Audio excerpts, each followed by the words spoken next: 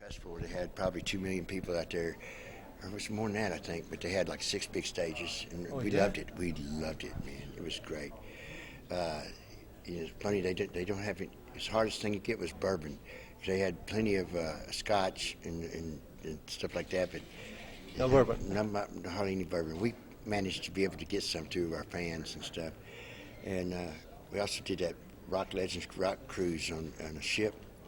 And I've never been on a ship on a cruise. I've done 4 world tours. I've done all kinds of stuff, but I've never been on a ship. It was great. Loved it. Oh yeah, we did. But it was a different kind of situation with fans because they didn't have to be in a hurry and fall over their stuff trying to get to somebody. We was all there for 4 days, all there on the same ship. You got to be casual with a lot of them. It was great. But this new album has broke through a lot of things. We're very fortunate to have it. But it was all a godsend because the senior vice president of Atlantic, where we used to have our gold, is from Arkansas, and he's a Black Oak fanatic. And he's not only vice president of the label, he's vice president of marketing. And he might have put his job in jeopardy a little bit when he first did it, but after they heard the album, he was a hero. Now, it all worked out great because we did a great album. And he came into our life at a time. He's my hero in the sense of he came to my rescue. Everybody says, but you're glad to be back, Jim Dandy. But being back, to me, I've been here the whole time. But without media, you're invisible, right? I mean, I've always done what I do because I love to do what I do. At the smallest level, it's still great. And but this is where we get to end it on a positive note. The things that other powers that be tried to blackball me and try to say things and keep it from happening. It's funny how we were a very visual group, famous for being a visual group and a great show. Yeah. And I believe they deserve sight as well as sound. And back then, they only had to pay about $4 to get us with Bruce Springsteen being special guest. Nowadays, it's way too expensive for people. Only a certain amount of people can afford to go to concerts anymore. Yeah. And it's not right. People's price is what needs to be done. And I'm proud of Kid Rock. We talked about it once before when I was a guest of his in Memphis.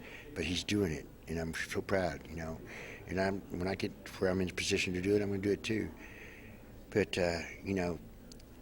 this business, I love to do what I do, and if it wasn't for the people, I wouldn't get to have this job, And if people forget the people, it's never licensed to be an asshole just because you get to be famous or infamous or whichever. And I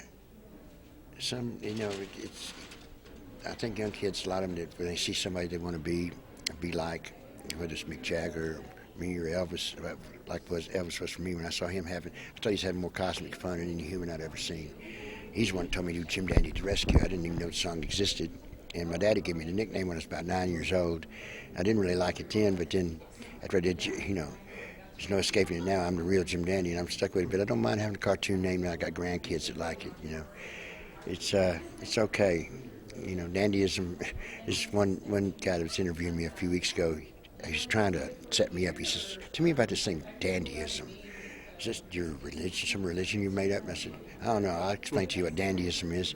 Dandyism is when you have a real bad hernia. You need a hernia operation, and the only hospital you can go to, you can't get in it without insurance, okay? Well, dandyism is when you have surgeons, anesthesiologists, and the whole crew donate, and they are willing to, they volunteer to sneak you in, give you the operation, get you out in that afternoon without insurance. Being in the hospital, you're not supposed to be in without insurance.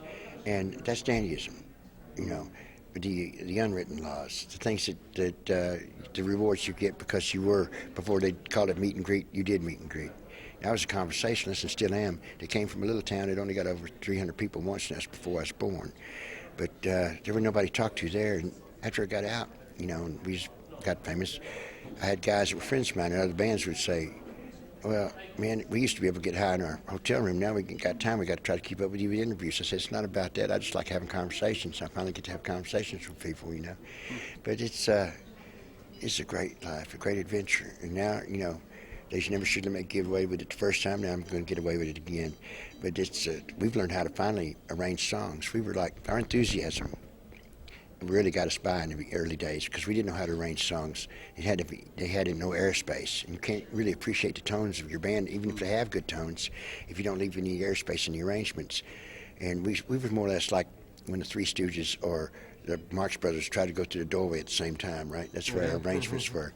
But now we've learned a lot, and on this new album, everybody gets to see that we really have. And we, now rock and roll has come of age to where country music is not the only music that you can have your fans grow old with you. Look at the Stones. But see, a lot of the young groups, they, even if they're successful, they don't want to have more than about 3 albums together. It's not we brothers, we few, we band of men. It's not everything you go through and the memories you can have and the story that can be. The story value is very important. And to me, the greatest wealth and our riches that we had was our story value, what we went through together. And I would never, we paid for our education like a lot of people did.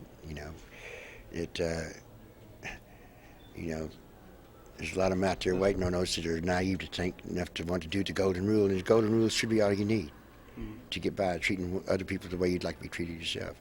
But it pretty much puts a word called sucker across your forehead. A lot of them are afraid to do the golden rule because they feel they're vulnerable, because there's a lot of them out there, that want to live off other people's money, and they want to take you, and they're looking for suckers.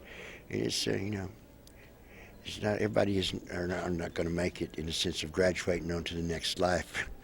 And I believe in having an afterlife. I believe in a lot of stuff, but I also believe in saying what people are afraid to say and saying it for them.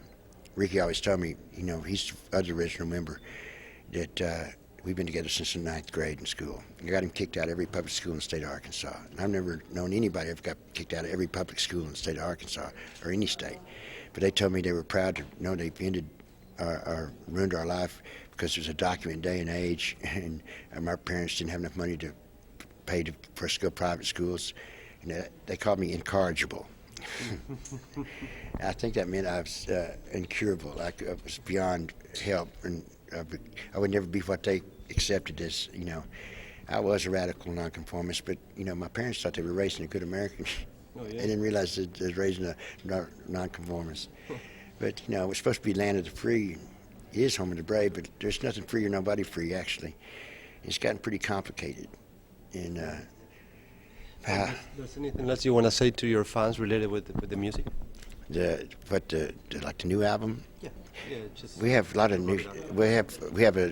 They have a song out on iTunes, Plugged In Wired, which is the first release off the album before it comes out October 15th. And I believe they even put out our version of Satisfaction, which we did years ago with Tom Dowd. It never was released. And it's great. It's a great person. I love the Stones. I mean, Mick Jagger has nothing but admiration for me. I mean, has more discipline probably than me and Elvis put together, because Elvis had to have his fried peanut butter and banana sandwiches at night, and I got to have my milkshakes. But it's something to see him cover an 80 by 80 foot stage. And even John Lennon told me that they were a real rock group and that the Beatles were a dream. The dream was over, because after Shea Stadium, they were all afraid to play. They had bad PAs and no monitors. And it wasn't really easy to do, but Mick kept them going out there every year doing the States and doing everywhere else touring. And now they got the best equipment, the best stages of everything. They got what they deserved. And to me, I wish all bands, it's not easy. Nowadays, money's harder to come by, and a lot of musicians have to be in more than one band just to get by, right?